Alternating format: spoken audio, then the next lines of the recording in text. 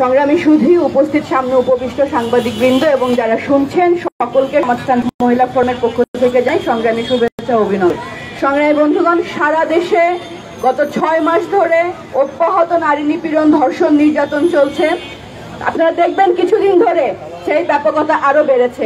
আমরা একটি কথা বলতে চাই, যখন একটি অস্থিতিশীল পরিস্থিতি চলে, অস্থিরতা চলে, তার সবচেয়ে বেশি নিকৃষ্টতম শিকার হয় দেশের নারী শিশুরা। সেই প্রমাণ আমরা আবারও দেখছি। দেশের আইন শৃঙ্খলা পরিস্থিতি কোনো ঠিক নেই, দেশের সাধারণ মানুষের জীবনের কোনো নিরাপত্তা নেই।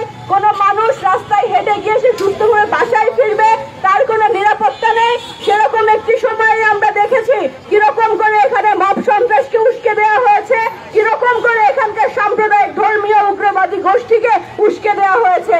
এবং তাদের এই উস্কে দেওয়ার ফলাফল হিসেবে দেখছি যত্রতত্র নারীকে হেনস্থা করা, নিয়ে কথা বলা, তার খেলা বন্ধ করে দেয়া, তাকে নানা রকম করে তাকে নিধন করা।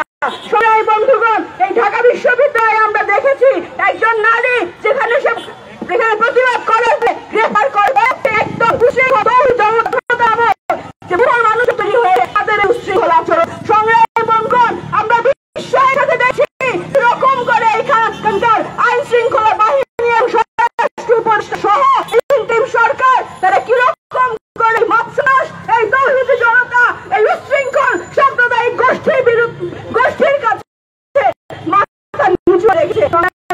আমরা চাই এটি কোনো বিচ্ছিন্ন ঘটনা নয়। যতদিন পর্যন্ত এগুলোর কোনো বিচার না হবে, তাদেরকে বিচারের কাঠগড়ায় না আনা হবে, এই সাম্প্রদায়িক উস্কানি বন্ধ না করা হবে, ততদিন পর্যন্ত শেষ হবে না। তাই অবিলম্বে আপনারা যারা ক্ষমতায় আছেন, মানুষের আন্দোলনের উপরে ভর করে ক্ষমতায় এসেছেন, তাদের প্রতি আহ্বান জানাই, মানুষের নিরাপত্তা দিন, নারী শিশুর নিরাপত্তা দিন এবং তার মধ্য দিয়ে আপনাদের একটি সুষ্ঠু বিদায় সম্পন্ন হতে পারে।